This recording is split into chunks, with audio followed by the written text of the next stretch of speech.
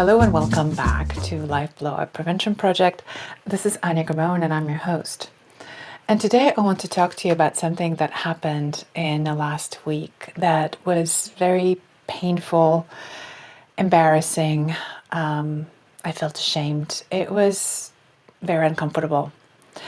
For the last couple of weeks, I have been helping at the COVID testing tent as a runner, helping people get people registered so they can get tested before their procedures. So people who came with symptoms of travel, exposure, just to help the process along because demand is really huge. And my job is to walk up to cars and to register people so that then we can get them in the system and we can get them tested as quickly as possible. It was a very busy day. And I was trying to get to every car and register every person as quickly as possible. We had over 500 people that day. It was hot. It was underneath this driveway. It's really humid and hot and noisy. And I walked up to this car. And I didn't remember it at the time. It all came afterwards. Actually, let me start from the beginning. So I got, after I left my shift, I got a email from the manager of my clinic saying that there was a racial discrimination complaint that was filed against me. I was horrified. I was like, what the hell did I do?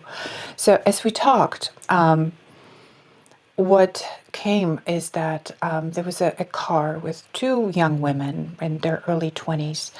And I walked up to one of them. None of them had masks, so I asked them to mask themselves. And as I was getting the driver's information, who happened to be a black girl, her mask kept slipping. And she was very annoyed by the whole thing and didn't take it seriously. So I got triggered and I kept insisting that she puts her mask on.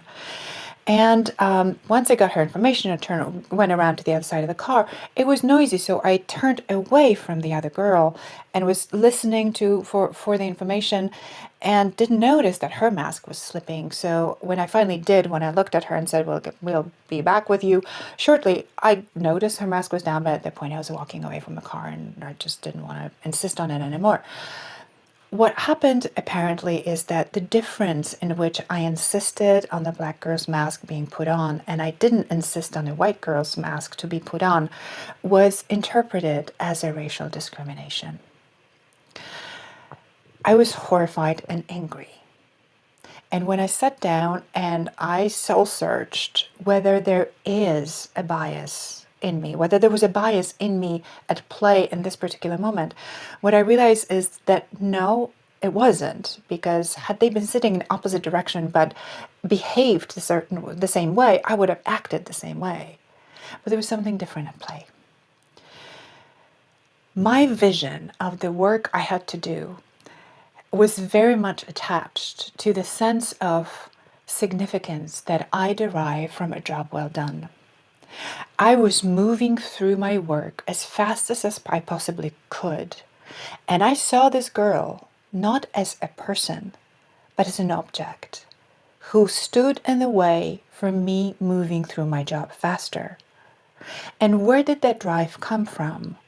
From a deep inherent sense of having to prove that I am good enough by doing the work in whatever way I made up in my head needs to be done in order to meet that criterion.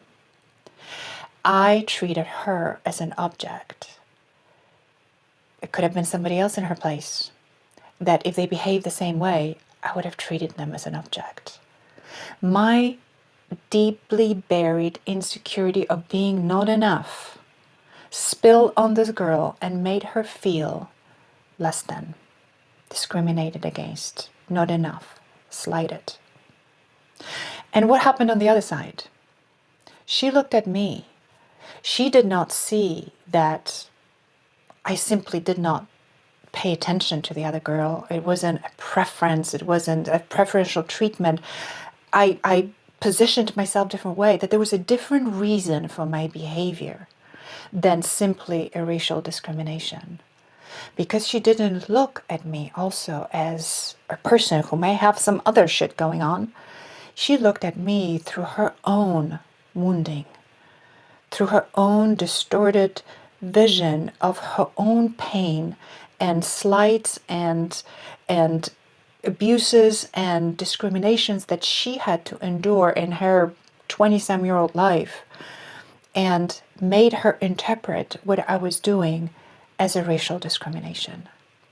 We did not interact with each other as humans. We interacted with each other through our wounds, through our deeply buried, distorted visions of reality that are attached to our wounds. And I thought about it deeper, and I thought about what happens in any kind of situations where we get annoyed by somebody, when we are in a relationship and you said, you are just trying to hurt me, or you are being an asshole, you don't care about me. It's most likely has nothing to do with this person's true intention. It is my interpretation of what's happening. I interact with the world through my wounds. My wounds spill on everything and poison everything. And the pain that we experience in life is because we interact with each other through our wounds. It is not us, human beings, at the core. When we are born, we are rooted in love, in connection and kindness and belonging and all these juicy, amazing things. And then life beats the shit out of us. And then we forget that this is who we are. And we start interacting with the world through the experiences and the interpretations of these experiences. And the wounds start spilling. It is not as people that we are with each other, it is as wounds that we are being with each other. So my theme, my invitation, and my learning for myself is to become aware of my wounds and take care of them. This is not your responsibility to take care of my shit. It's not your responsibility to make sure that I feel well, that I am coddled somehow, that I take care of, that I'm take care of, that you take care of me, that you need to squish your own truth so you can take care of my feelings so I don't feel bad. It's not your job. It's my job. My job is to fix my own wound. My job is to clean my own lens.